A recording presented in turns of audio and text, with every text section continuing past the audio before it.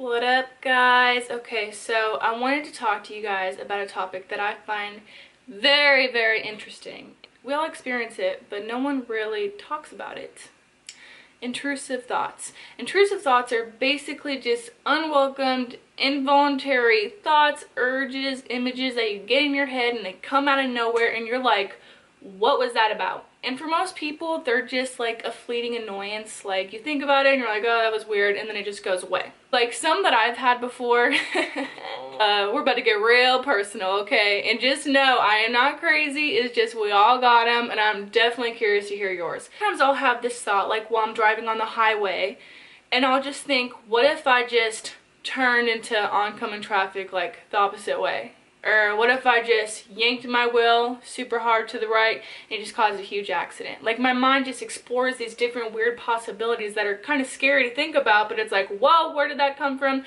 And then I just go on about my day. Another thought that I'll have sometimes is if I'm around like a small baby, if I have to hold a baby, I'll have this random thought of like, what if I just let go? I know that's terrible, but I would never do that. Another example that I have that I'll experience is if I'm on like a really high up like ledge or something, or like in a tall building and I'm like looking over to see how long you have to fall or whatever, like heights, I'll picture falling, like straight up, just like I'll picture jumping off, like, or like what if someone just pushed me off, like things like that. And here are some intrusive thoughts that other people have had. I'm gonna go ahead and just read them for you.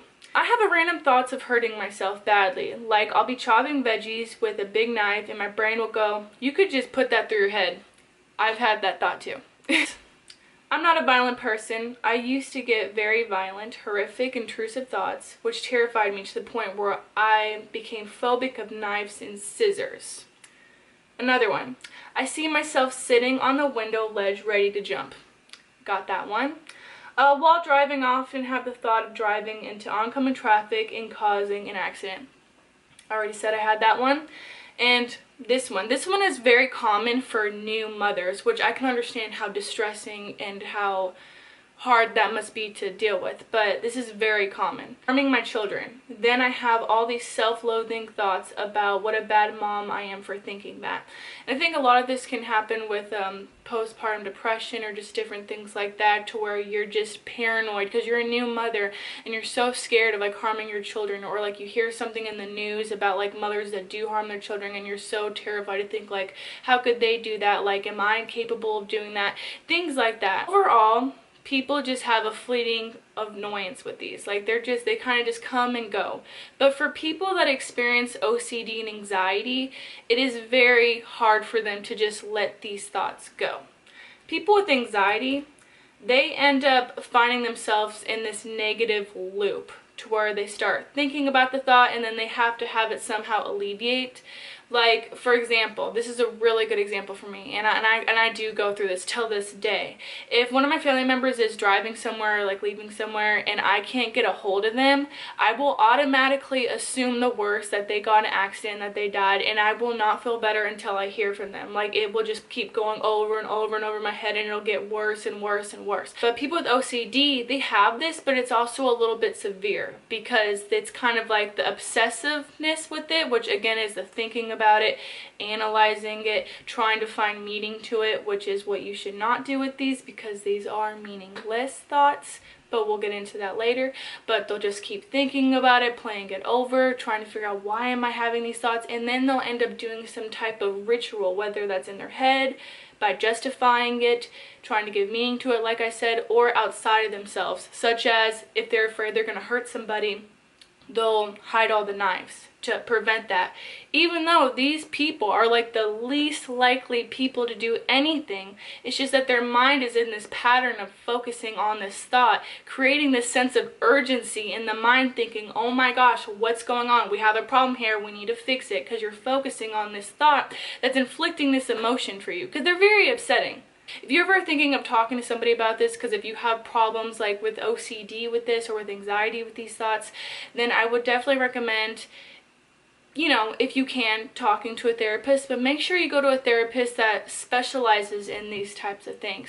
Because if you go to a therapist that wants to help you try to decipher and find meaning for these thoughts, it's not really going to be effective. And a really effective approach for this is exposure therapy. That will be the best option, because as we know, the more you get exposed to something, then the less it'll have its power. I'm going to go ahead and I'm going to read this definition of what exposure therapy is. It's a technique in behavior therapy involving exposing a target patient to the anxiety source without the intention to cause any damage, so that it diminishes over time.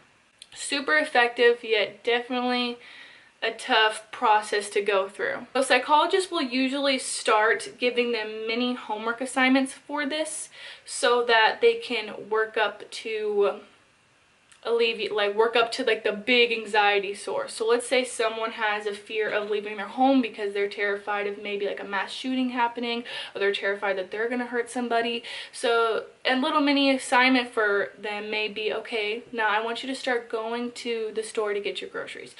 Just bringing them little baby steps. Or maybe I want you to just go out and check the mail. Something like that. Or if they're afraid of like the knives phobia because they're afraid they're gonna do something, then they may say, okay, don't hide your knives.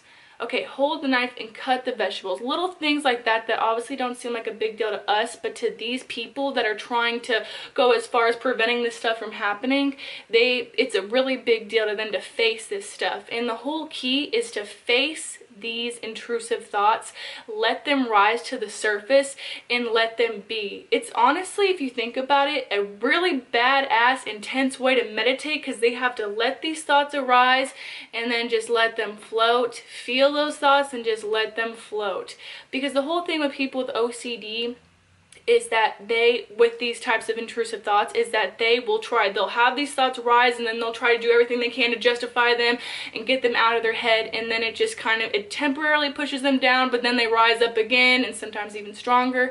So facing these thoughts eventually will make them lose their power over time. So it's very intense therapy, because obviously you're facing like things that you've never wanted to face before, but it is effective, and throughout time it will diminish. So this is where knowledge is power, and when you know better, you do better, and the more you know, the more you grow comes in. You know, so I'm gonna give you these things to hold on to and just to remember. So remember this: thoughts are not actions, and they're not facts. Feel shame or guilt for these things. That's a really big thing with people, is they feel a lot of deep shame and guilt. They carry that for even just having those thoughts. So just let yourself come from a place of not being judgmental towards these. Being able to recognize these as intrusive thoughts is a very good step, because then you're going to be able to be aware. So first step is to be able to acknowledge this, and this does not identify with your character. It does not identify you as the person you are. It doesn't make you a bad person. Everybody has them. You may just have them more frequently because you're giving them a little bit more power. I want you to take comfort into knowing that these intrusive thoughts cling on to things that you value most, things that take up a lot of your time, things that you care about the most. So it could cling on to things about your family, kids, your friends, your spouse, animals, and that's why it's very distressing to people, because they think, how could I even think these things? But just know that these are the things that they carry on to the most. So take comfort in knowing that. And also understand that your brain loves patterns. It tries to find a way to do anything they can to keep up with the good patterns, really good at catching on to them. So through the OCD, with obsessing over the thoughts and then trying to create these mini rituals for you so that you can create this temporary elimination of it, and then it comes back up. It's just creating this cycle. So you having to undo this cycle is going to take some time, but eventually by facing these and ultimately diminishing the pattern, erupting that pattern from taking place of the obsessive and the rituals and the obsession and the rituals, to alleviate all of that, then that is going to help it diminish. Just understand that this is just like a thought process that your mind has kind of worked up, and it's going to take some time to break it down, but it is possible. Also remember, the key is to let your thoughts flow like a river. So especially if you're doing something like the exposure therapy, or like trying to work on this yourself and bring those thoughts forth, the key is to let it flow like a river and just let it be that. Let it just be a thought and nothing else. Don't try to assign it meaning. It is meaningless. I don't know, I just thought this was a cool topic to talk about. I hope that I touched on everything that I wanted to, because I've learned so much, and I just didn't want this video to be like super long like all my videos, but I hope that I explained myself well, and I hope that you don't go through any of these anxiety inducing or OCD types of thoughts. But if you do, just know that there is help out there, and let me know if you need to find a good therapist for you, or if you need to have any type of help with any resources with it, or just someone to talk to. Let me know, and because I understand how it can be to get in your head. But just understanding that doing something like exposure therapy is really beneficial, because it helps you get out of your head and it helps you face the things so that your brain can see that there is no real threat. And to everyone else that kind of understands this as a fleeting annoyance, then that's awesome. I'm really curious to know what your intrusive thoughts are, because I find them, when you can take a step back and just look at them for what they are, meaningless thoughts of your brain just being a little creative and just thinking, like, kind of trying to push the envelope here, like, what if you just did this? Or, you could just do that.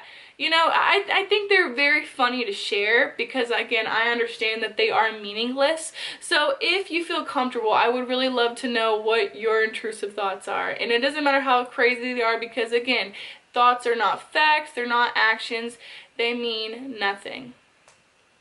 So thank you so much for watching this, and I hope you have a great day. And I'm going to be posting a video very soon, maybe this week, about the time, which happened literally a couple days ago, when a little tweaker, I did not realize she was a tweaker, let me just say that, change out my top dermal piercing.